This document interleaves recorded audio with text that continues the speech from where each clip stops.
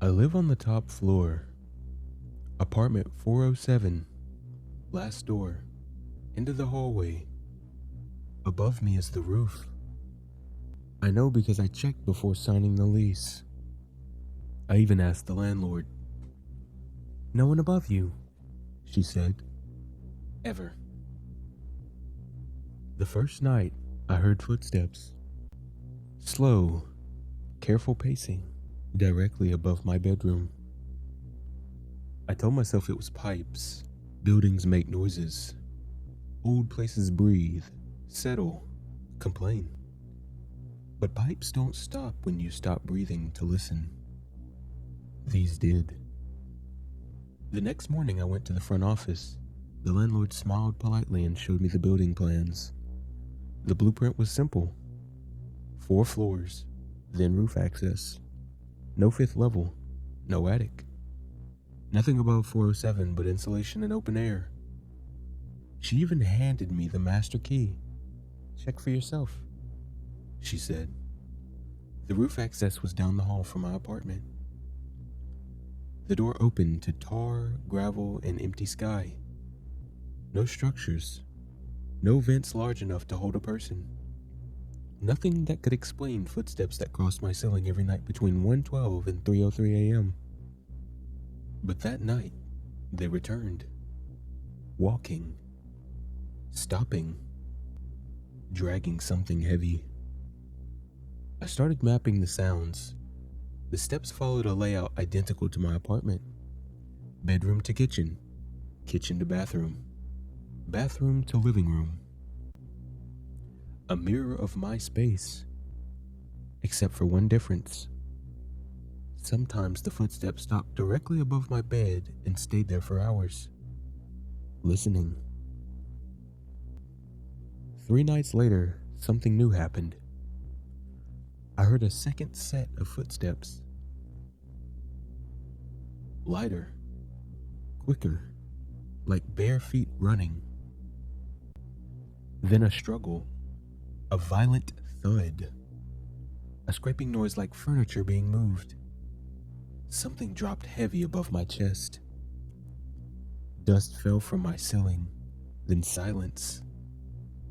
No more running, only one set of footsteps afterwards. I began recording the sounds.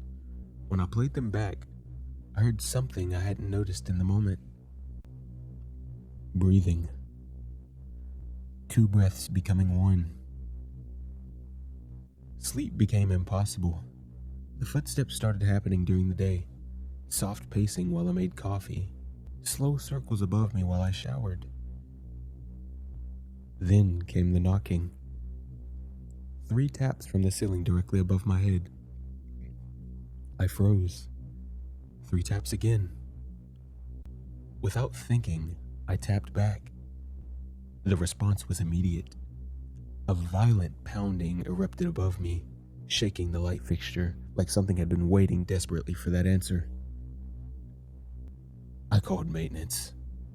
2 men came, cut a square into my ceiling, and pushed aside the insulation.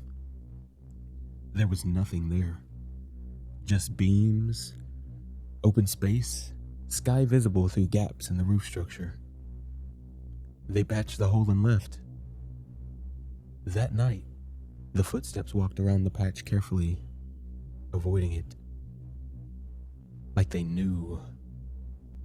A week later, I found the hatch.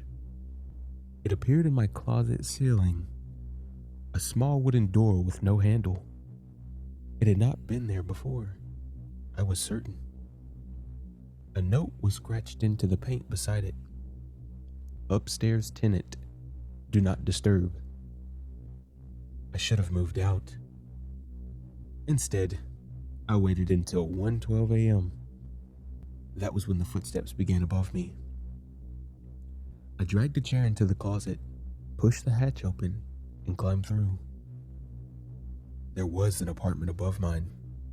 Identical layout, same furniture, same photographs, same everything.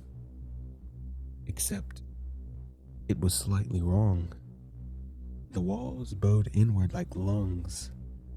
The air was damp and warm. The lights flickered with a slow pulse. And the man standing in the living room was me. Not a copy. A version. Thinner. Paler. Watching me with exhausted relief. "You answered," he whispered. Behind him, something moved in the hallway. Heavy footsteps approached deeper inside the apartment. He grabbed my arm. "It only needs one of us up here." I woke in my own bed the next morning. My apartment was quiet. No footsteps above. No breathing. No sounds at all.